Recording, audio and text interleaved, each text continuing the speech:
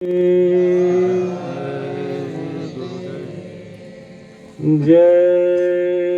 गुरुदेव, जय गुरुदेव, जय गुरुदेव। परम पूज्य स्वामी जी महाराज के पावन पुनीत चरणों में कोट कोट प्रणाम। उपस्थित सभी सत्संगी भाई बहन सभी को सादर जय गुरुदेव। इस पावन धरती जहां स्वामी जी महाराज आए, अपने चरणों से इस भूमि के हिस्से को पवित्र किया।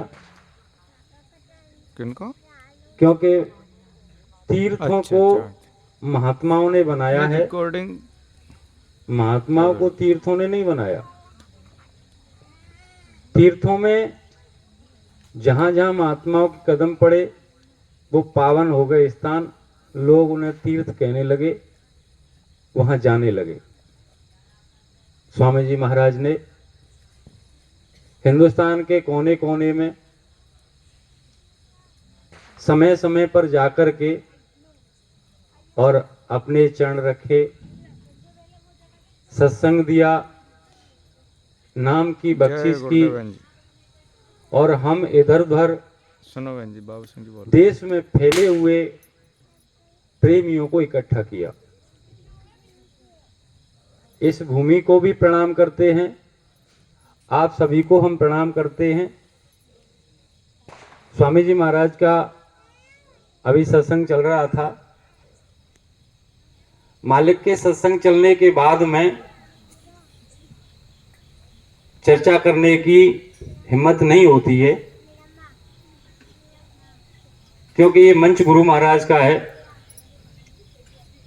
और स्वामी जी महाराज थोड़े ही समय में वो सब कह गए जो हमारे लिए हितकारी है। इतना समय बीत गया, हमें वो चीज प्राप्त कर लेनी चाहिए थी। स्वामी जी महाराज ने शरीर के बारे में कहा, थोड़े समय के लिए मिला है। यही वो शरीर है, ये नौका है जिससे इस पराये देश से हम अपने देश में जा सकते हैं। स्वामी जी महाराज ने कहा, समय रहते जीते जी अपना काम बना लेना है। हम सब ने ये भी देखा अभी कि गुरु महाराज हमारे जो अशुभ कर्म हैं वो कहाँ जमा हैं। वहां पानी नहीं जा सकता, अग्नि नहीं जा सकती, तीर तलवार नहीं जा सकते। उन कर्मों के, अशुभ कर्मों के बोझ तले हमारी सूरत दबी हुई है। अगर वो हट जाए तो वो निकल जाए।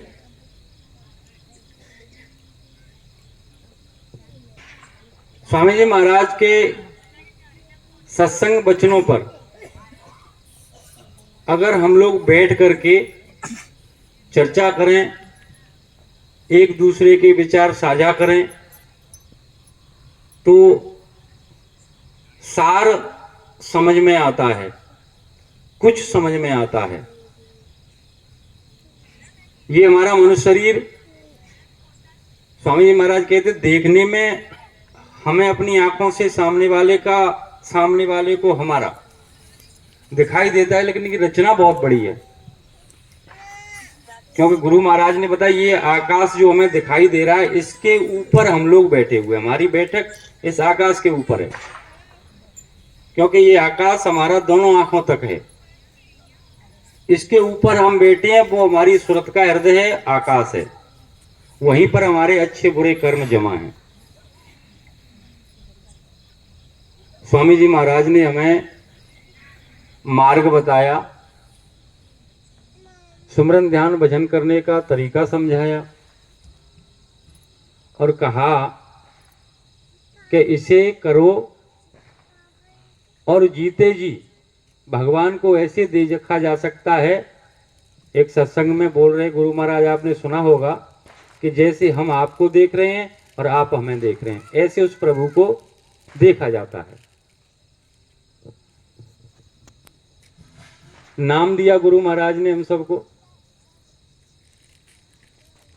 कहते हैं कि जिन्होंने नाम की कमाई करके अपनी जीवात्मा जगा ली, जिनका हृदय साफ हो गया,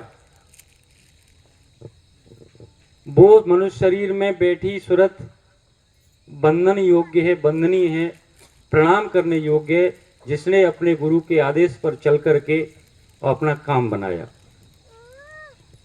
यहाँ इतने गुरु प्रेमी भाई बहन बैठे हुए हैं।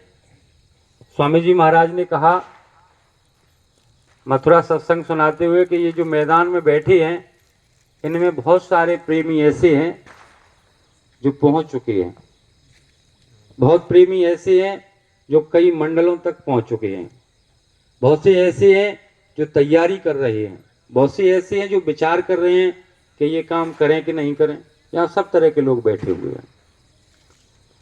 हमारे आपके बीच में भी स्वामी जी महाराज तो हैं ही, लेकिन उनकी दया मोह से ऐसे प्रेमी मौके पर दर्शन करने के लिए मिल जाते हैं। हम पहचान नहीं पाते क्योंकि हमने वो काम अपना नहीं बना पाया। अगर आज हम भी वो काम अपना कर लेते, बना लेते, तो जीवन सफल हो जाता। स्वामी जी महाराज ने बार बार मंच से कहा, जब भजन के बारे में बताया, सुमिरन के बारे में समझाया, ध्यान के बारे में, तो गुरु महाराज एक ही बात कहते थे कि स्वामी सूरत दोनों आंखों के पीछे बैठी हुई है, उसमें एक आंख है, उसे सामने देखो। जब ध्यान पर बैठाते थे, सूरत हमारी आकाश के ऊपर बैठी हुई है। अब हम अपनी चैतन्यता समेट करके वहां पहुंचे और फिर उसकी आंख से देखें, ध्यान हो रहा है। नाम भी दिया गुरु महाराज ने, जय गुरुदेव नाम। जय गुरुदेव नाम इस समय का जगाया हुआ, सिद्ध किया हुआ, कल्याणकारी नाम है। हम सभी इस प्रकार से बोलते हैं। काफी समय हो गया नामदान लिए, नाम भी ले रहे हैं, लेकिन मैं अपनी बात करूं, जिस मुकाम पर पहुंचना चाहिए था हमको, हम नहीं पहुंच पा रहे। अब ऐसी स्थिति में समय शरीर का पूरा हो जाए, तो गुरु महाराज ने इस समय के लिए भी उपाय बताया है कि जीते जी अगर कोई नहीं कर पाया, प्रभु का साक्षात्कार अपनी जीवात्मा को नहीं जगा पाया, समय उसका पूरा होने को है, तो वो कह रहे हैं कि अंत समय में जब भयंकर पीड़ा हो, उस समय आप जय गुरुदेव बोलना, तो मैं मिलूंगा। उस पीड़ा में, मुसीबत में, संकट में, परेशानी में मैं आपकी मदद करूंगा, मैं आपका सच्चा सेवक हूं। लेकिन आपको जय गुरुदेव सिद्ध किया हुआ, पकाया हुआ नाम लेना पड़ेगा। लेकिन दूसरी तरफ सत्संग में हम सब ने यह भी सुना है कि स्वामी जी महाराज मंच से ये कहते कि जब समय पूरा होता है, सांसों की पूंजी समाप्त होती है, तो वो आवाज लगाता है। यमदूतों की जब आवाज आती है तो इतनी भयंकर आवाज होती है कि सुनना बंद, देखना बंद, बोलना बंद, बुद्धि पागल हो जाती है। गुरु प्रेमी भाई बहनों, विचार करने की बात है। जीते जी जिसने अपना काम बना लिया, उनको हम बारंबार प्रणाम करते हैं, लेकिन मुझ जैसे भी भाई बहनों होंगे, उनको ये विचार करना है कि अगर हमारा समय नजदीक आ गया, जीते जी हमने सूरत को नहीं जगा पाया,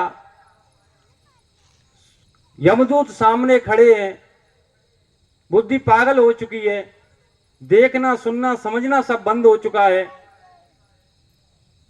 ऐसी स्थिति में हम नाम कैसे लेंगे? उस भयंकर परिस्थिति में जय गुरुदेव वो कह रहे हैं इस बात को कि जय गुरुदेव नाम पकाया हुआ सिद्ध किया हुआ ये नाम है, ये नाम आपको लेना पड़ेगा और मैं मिलूंगा, मदद करूंगा। अब विचार करें, अगर ऐसी स्थिति में हम नाम नहीं ले पाए तो क्या गुरु महाराज मदद के लिए मिलेंगे हमको? उनके इस संदेश से तो ये लगता है कि जब तक जय गुरुदेव नहीं बोलेंगे तब तक वो नहीं मिलेंगे। और ऐसी विकट परिस्थिति में, भयंकर परिस्थिति में पीड़ा होगी, उस समय बुद्धि पागल हो चुकी होगी, समझ में नहीं आ रहा होगा। क्यों गुरु महाराज ने कहा कि उनके ऐसी ऐसी जूतियां हैं, कांटेदार, बदबूदार, कई तरीके से गुरु महाराज ने व्याख्या की है। और मौत के समय जन्मत मरत दुसह दुख हुई, अत्यंत पीड़ा होती है जिसे लिखा नहीं जा सकता। तो उस समय जय गुरुदेव नाम हम कैसे ले पाएंगे? कई भाइयों ने देखा होगा, जब हम रास्ते में चले जा रहे हैं और किसी से ठोकर लगती है, पत्थर से या किसी अन्य वस्तु से पैर टकराता है, तो हमारे अंदर से क्या निकलता है? जय गुरुदेव निकलता है, या परिवारी माता का नाम आता है, पिता का उच्चारण अंदर से आता है, या भाई के लिए आता है, अंदर से क्या भाव निकल करके आता है?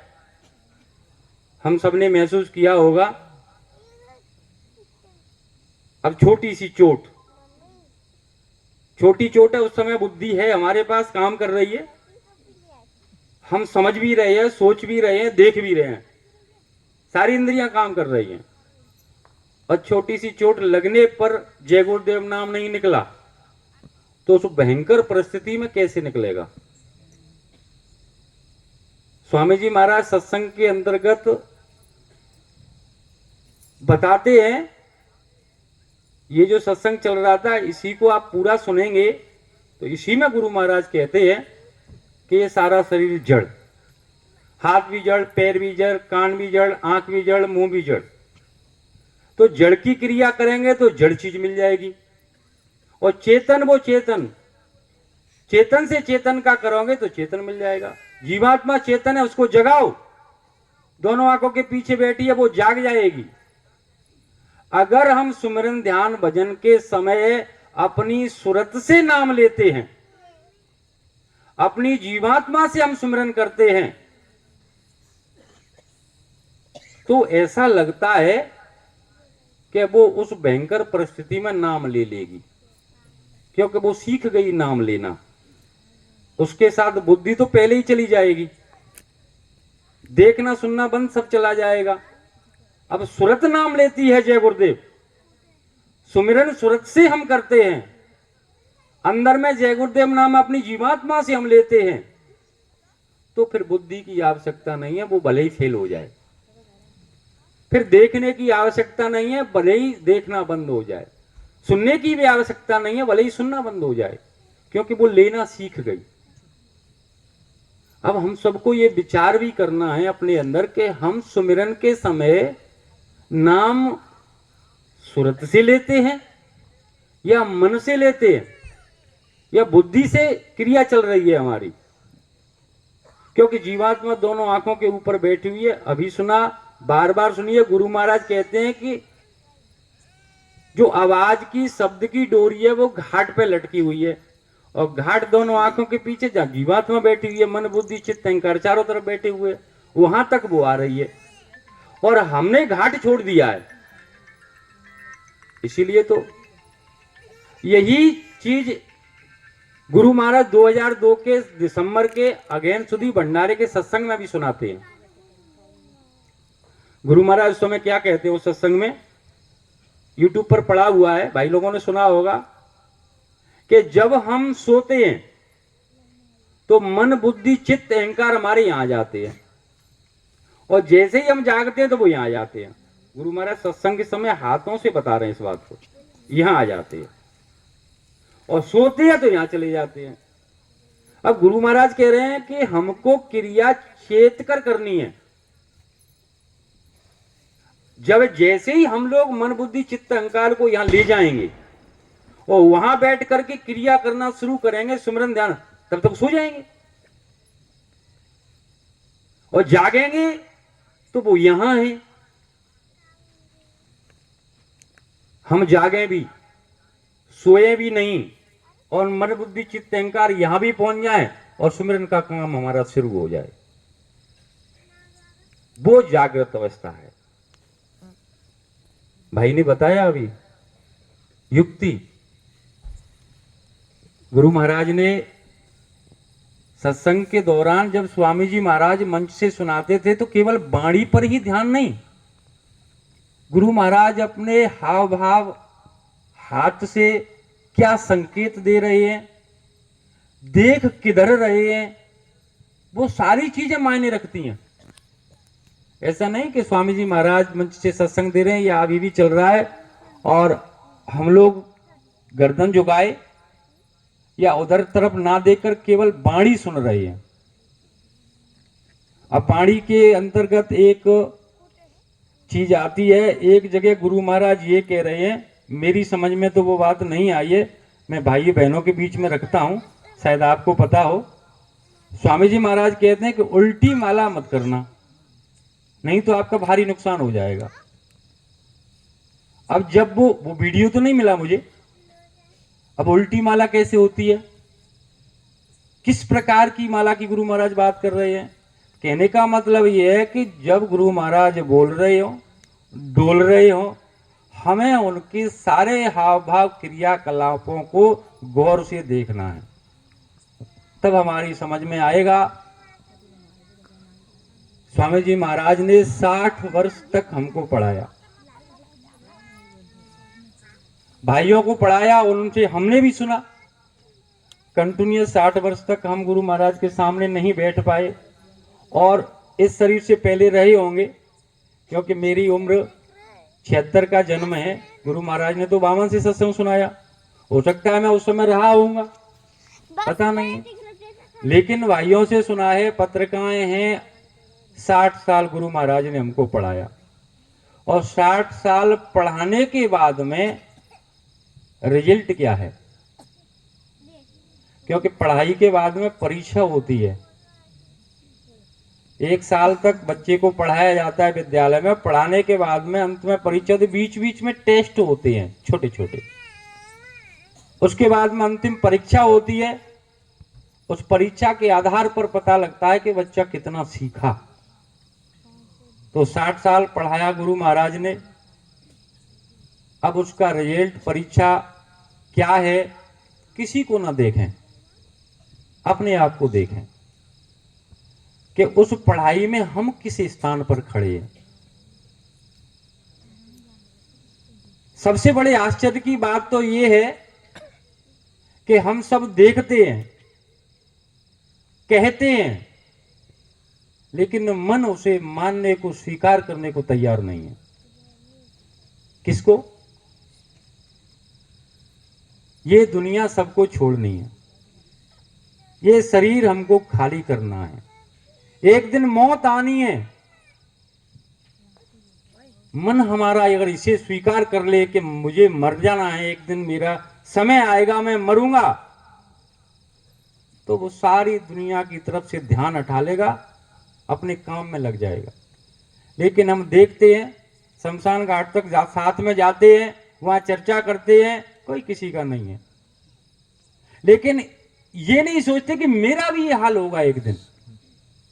अगर हमारा मन ये स्वीकार कर ले तो झगड़ा खत्म हो जाए, क्योंकि फिर उसे यही डर लगा रहेगा कि मौत मेरा पीछा कर रही है, मुझे कभी भी पकड़ सकती है, मुझे अपना काम करना है।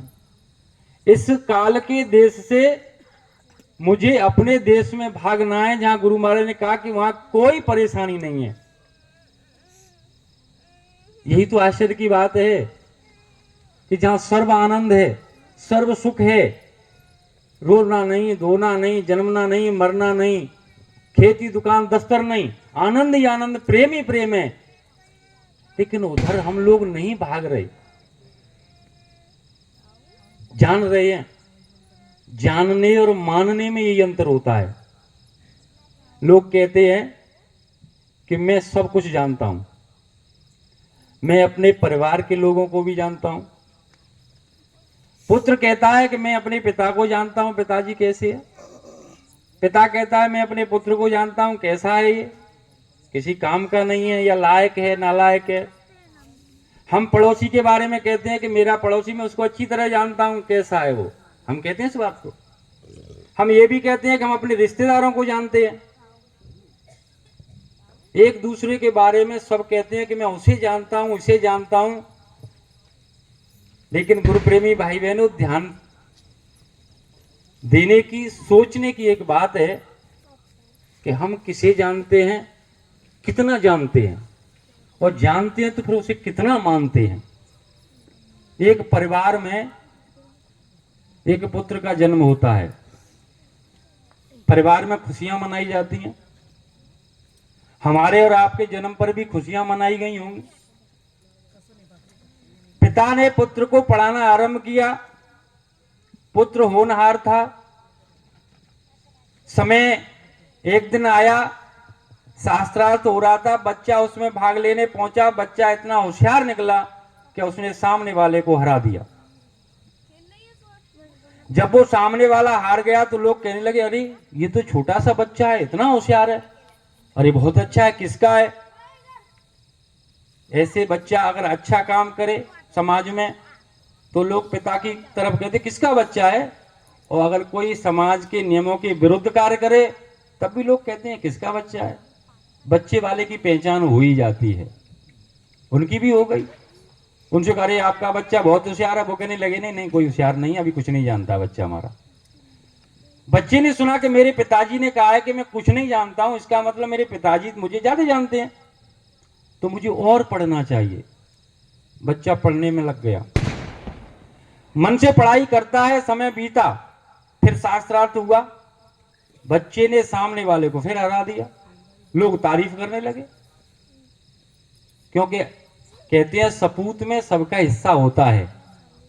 गांव वाले कह रहे अरे हमारे गांव का बच्चा है, बहुत अच्छा है, होशियार है। जब पिता से पूछा गया तो उन्होंने कहा नहीं, ये तो मूर्ख है, कुछ नहीं जानता है। बच्चे ने सोचा कि मेरे पिताजी कह रहे हैं तो पढ़ाई में कहीं कमी रह गई, और मनोयोग से पढ़ने लगा। समय बीतता गया, बच्चा जवान हो गया, शादी हो गई, घर में बहू आ गई, लेकिन कभी भी शास्त्रार्थ हुआ उसने सामने वाले को जाने नहीं दिया, सबको हरा दिया। आज दरवाजे पर फिर से शास्त्रार्थ के लिए लोग इकट्ठे हैं। शास्त्रार्थ हो रहा है। बच्चे ने सामने वाले को हरा दिया। लोग तारीफ करने लगे